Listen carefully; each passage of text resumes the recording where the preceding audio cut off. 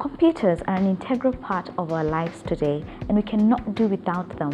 Whether you're a student, you're pursuing a career, or running a business, you cannot be efficient without being computer literate. The cost of computers has significantly gone down over the years, but it is still not a cheap venture. And if you're going to spend money on a computer, you want to get your money's worth. By understanding the various components of a computer and what they will mean for you, that will help you make a decision on which computer to buy to suit your needs. Welcome to Beyond Computers, the show that equips you with digital skills, familiarizes you with digital tools, and helps you realize your full potential in your studies, your career, and business.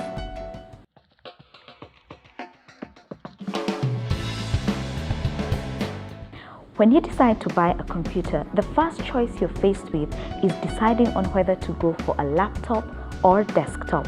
If you have a laptop and a desktop that boasts of the same specs, the laptop will always be more expensive. Two things make a laptop more expensive. One, it's the ability to cram many components in a small space.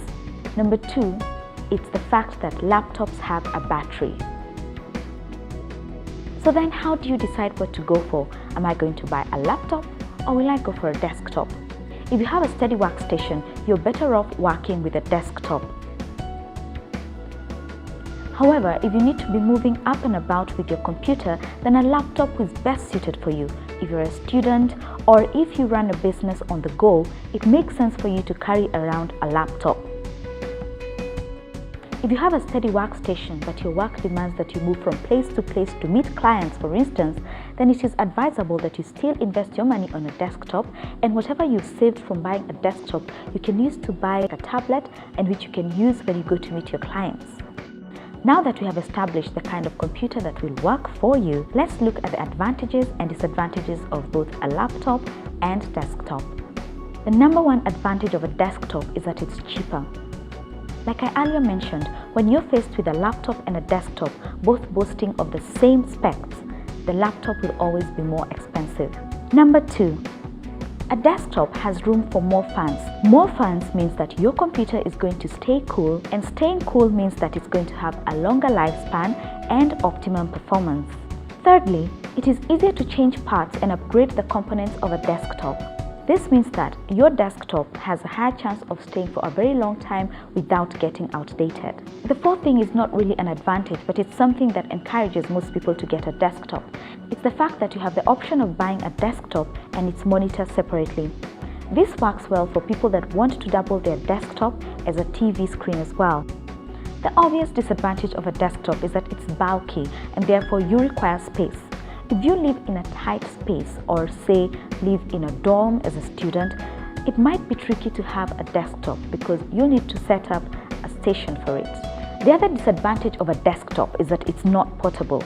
It means that you can only access the information in your desktop while you are at your workstation. However, thanks to the internet today and gadgets such as smartphones and tablets, you can still get that information if you really need it on the go.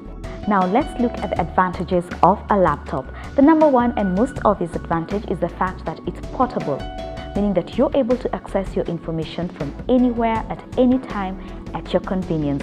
The second advantage of a laptop is the fact that it has a battery. Having a battery means that you can continue to work on your computer for a long time even after you lose power. The third advantage of a laptop is that you only have a single cord to contend with. You know, one of the things I find cumbersome with desktops, it's all those wires that hang from behind and can get a bit messy and look disorganized. For those neat freaks, a laptop is ideal for you.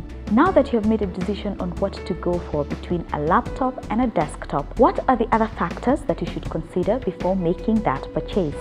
The first thing you need to know and understand is what a CPU means and what it does. A CPU is a central processor unit. A CPU is basically the brain of the computer. It is the part of the computer that tells it what to do and how to do it. So when you go shopping for your computer, ensure that the CPU processing speed indicated is nothing less than 3.0 GHz. Remember in webisode 1 when we talked about buying smartphones and we said that one of the things you need to consider is RAM? Well, the same applies for computers. RAM stands for Random Access Memory, and when you go to buy your computer, ensure that the RAM or Random Access Memory indicated is nothing less than 2 GB. RAM is what allows you to be able to perform multiple functions on your computer simultaneously. For example, you can be writing a Word document, preparing a PowerPoint presentation, and you're also browsing on Facebook, Gmail, and other applications.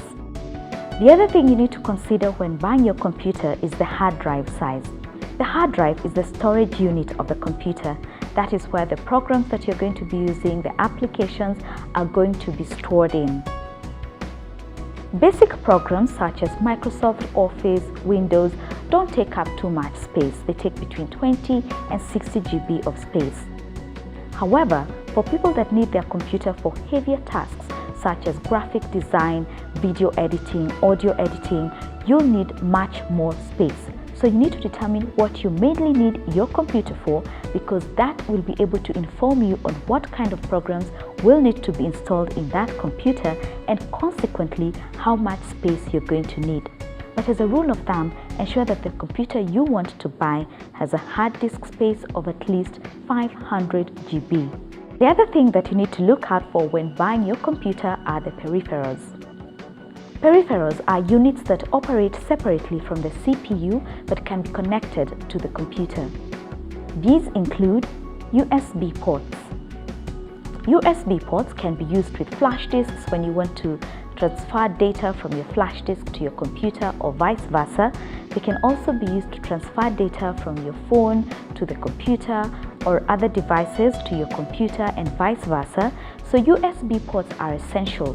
What you need to know about USB ports is that they have different speeds. So understanding these different speeds comes in handy. Also, what helps is having different USB ports on your computer that have different speeds. That way, if you try in one and it fails, you can always try the other. It is very difficult to find a computer that has only one USB port. Most of them come with at least 2. If you're going to use your computer for entertainment, the other peripheral you should consider having is an HDMI output.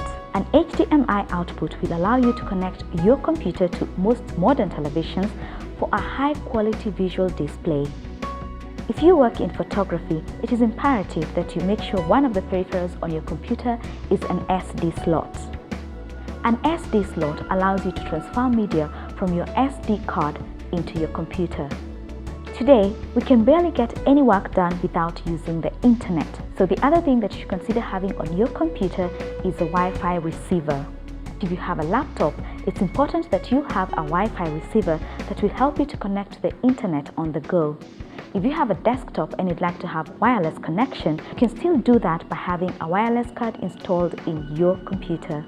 The other peripheral you should consider having on your computer is Bluetooth. Bluetooth allows you to transfer files from your computer to another device or from another device to your computer. The great advantage with Bluetooth is that it does not rely on the internet. Bluetooth would be a great way for you to transfer files from and into your computer, as long as you're doing it from or to another Bluetooth activated device. If Bluetooth is one of the things that you need, ensure that the computer you're about to buy has an inbuilt Bluetooth receiver.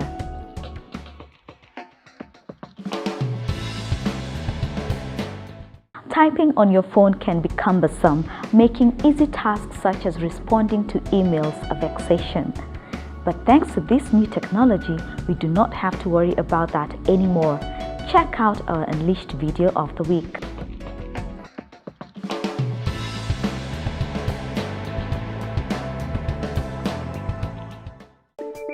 Introducing the Celluon Magic Cube, a world of possibilities at your fingertips. The Magic Cube is a projection keyboard that doubles as a virtual multi-touch mouse. It's 2 revolutionary mobile input devices in one small package. The Magic Cube laser projects a full-size keyboard onto nearly any flat, opaque surface and requires very little space to operate. The Magic Cube is a perfect companion to tablet PCs, smartphones, laptops, and desktop PCs. It's compatible with the latest mobile devices including the iPhone, iPad, iPod Touch, and many other mobile devices that support Bluetooth HID without installing a driver. It's small, light, and easy to carry. Setting up the Magic Cube is quick and easy. It connects wirelessly via Bluetooth to your mobile device or your PC. The Magic Cube is compatible with Apple iOS 4 and Mac OS X, Microsoft Windows, Windows Phone 7, and Google Android 2 and later. A world of possibilities at your fingertips.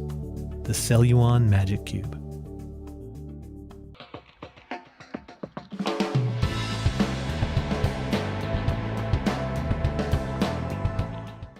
Digital technology is fast evolving and fast changing, and that is why every week we try to teach you something new in a way that is simple to understand. And we hope that through these webisodes you'll be able to embrace technology and thrive in this new techie world.